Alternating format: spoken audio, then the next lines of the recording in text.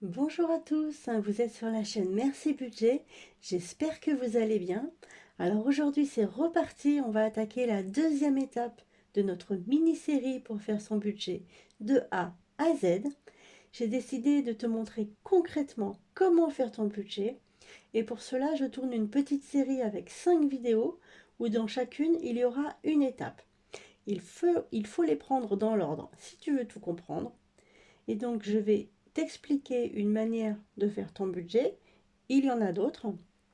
Pour rappel, ce sont des vidéos qui s'adressent à des personnes qui n'ont jamais fait de budget, comme par exemple mon chéri. Et bien sûr, si tu es déjà calé dedans, je ne vais rien t'apprendre. Euh, Après, ça peut toujours être intéressant de voir comment les autres personnes s'y prennent avec leur budget.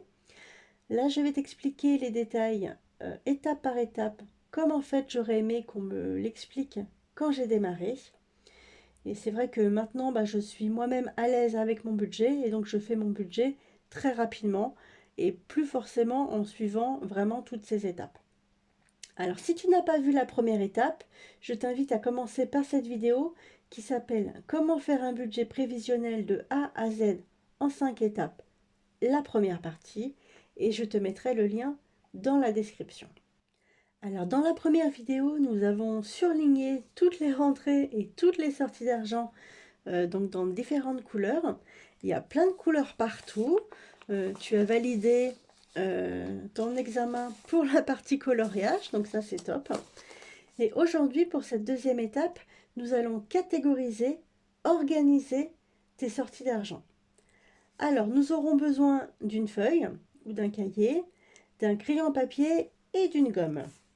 Alors moi, je vais le faire directement sur mon budget planner. Voilà, je vous le montre ici, puisque ça va m'avancer pour la suite. Mais tu peux tout à fait le faire sur une feuille de papier avec les tableaux que je vais te montrer.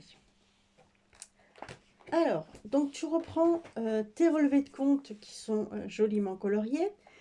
Donc on va faire mois par mois. Ici pour moi c'est le mois de janvier, mais tu feras pareil avec tes autres mois. Alors pour le moment, on ne va pas regarder les rentrées d'argent, on va attaquer direct par les dépenses et par la première famille de dépenses. Rappelez-vous, c'était les dépenses fixes. Moi c'était en vert. Donc là, on va devoir lister toutes les dépenses fixes en se posant à chaque fois ces questions. Donc moi, je vais reprendre une dépense fixe, par exemple sur mon conjoint, puisqu'elles sont principalement sur le conjoint.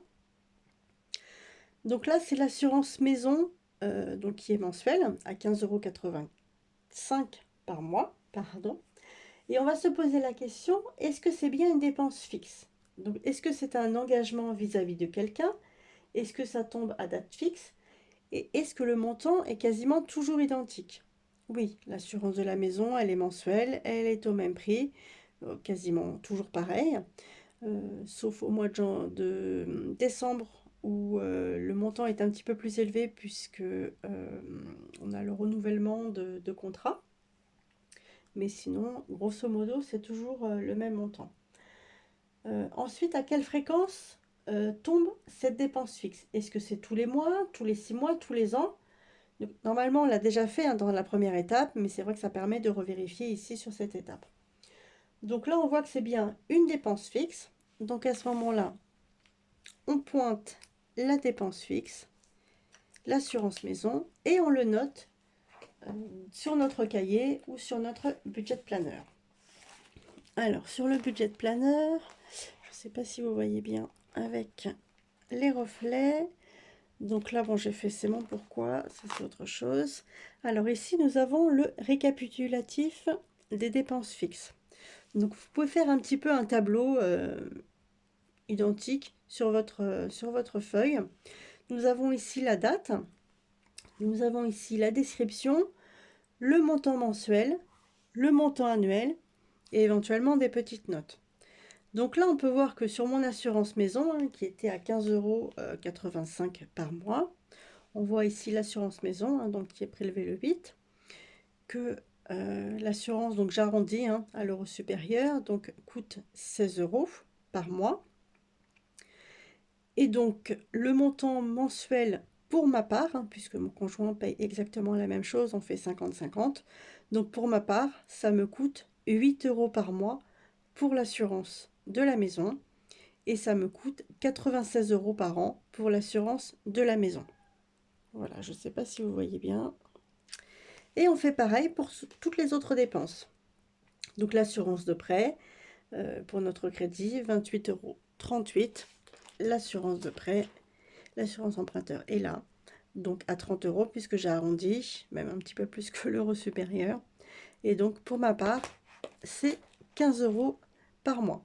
Donc on note tout ici sur ce tableau. Vous pouvez mettre ici le total, que ce soit mensuel ou annuel. Et ici, sur le relevé de compte, une fois qu'on a noté sur notre cahier, hop, on fait une petite croix, comme ça on est sûr qu'on a bien vérifié cette dépense. Donc pour ma part, on peut voir qu'on a le crédit maison, donc ma part est à 314 € puisque nous payons 628 € par mois de crédit. L'assurance emprunteur, hein, comme on l'a vu, on paye 30 € par mois, donc ma part est à 15 €. L'assurance maison aussi, on l'a vu. Total Direct Énergie, on paye 107 € par mois, donc ma part s'élève à 54 €. Pour l'eau, nous sommes à 22 € par mois, donc ma part est à 11 €. Mon portable, ça je le paye toute seule, et donc c'est à 7 € par mois. Et pour la crèche, le montant est de 250 €, et donc ma part s'élève à 125 €. Ce qui me fait un total de dépenses fixes mensuelles de 534 €. Et donc annuel de 6 408 €. Donc voilà, donc on a pointé toutes les dépenses fixes, hein, toutes les dépenses qui sont en vert sur mes relevés de compte. Comme je vous le disais dans la précédente vidéo, les dépenses fixes se font principalement sur le compte joint, puisque sur mon compte personnel, il y a 850 € qui part sur le compte joint, qui englobe toutes les dépenses fixes et les autres dépenses. Et donc sur mon compte personnel, en fait, il y a juste mon téléphone à 7 € par mois. Voilà pour les dépenses fixes. Ensuite, on va passer à la deuxième famille de dépenses, c'est-à-dire les dépenses variables. Alors, les dépenses variables, l'idée de cette étape, ça va être d'organiser les dépenses dans différentes catégories et de calculer le montant moyen dépensé dans chaque catégorie. Alors, on va y aller tranquillement. Dans cette famille, on va faire deux groupes. D'un côté, il va y avoir les dépenses variables qui sont courantes, et d'un autre côté, il va y avoir les dépenses variables qui sont occasionnelles, et donc ce sont les dépenses qui seront à provisionner. Il faudra faire une provision pour ces dépenses.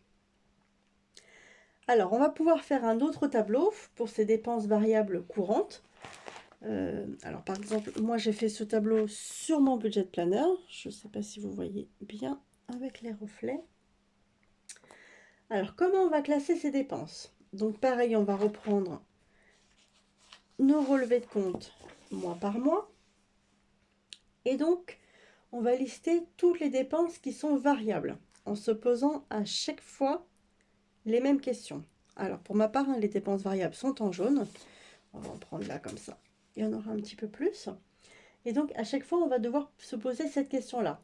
Est-ce que c'est une dépense variable qui est courante? Est-ce que c'est une dépense qu'on paye très régulièrement, c'est-à-dire au moins une fois par mois?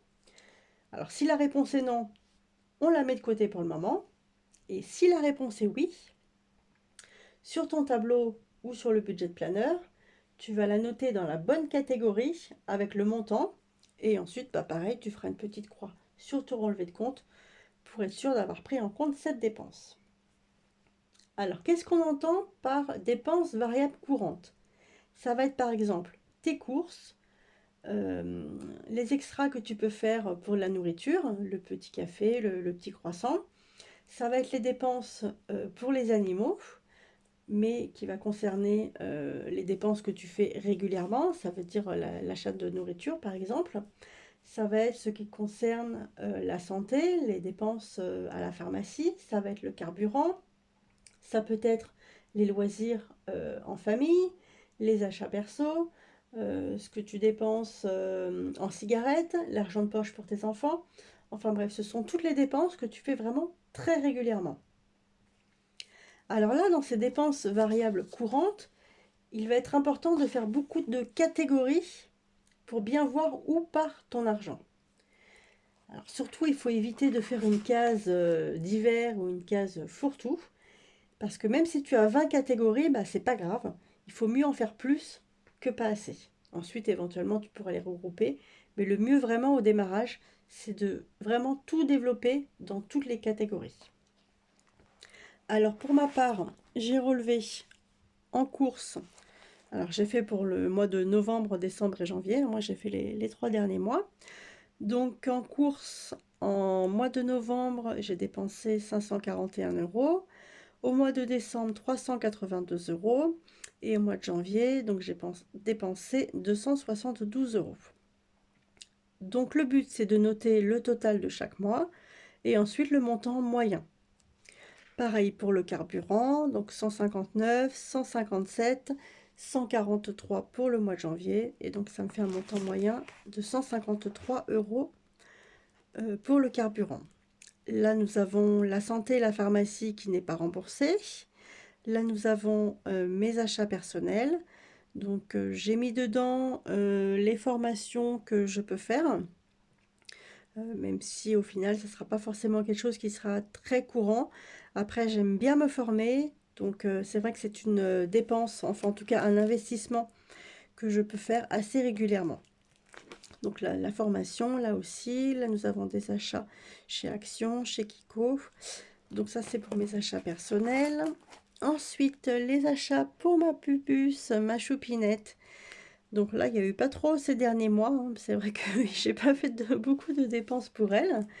Là, nous avons la nourriture en extra. Les sorties, les restos en famille, bah, c'est pareil. On n'est pas trop sortis là ces derniers mois en hiver.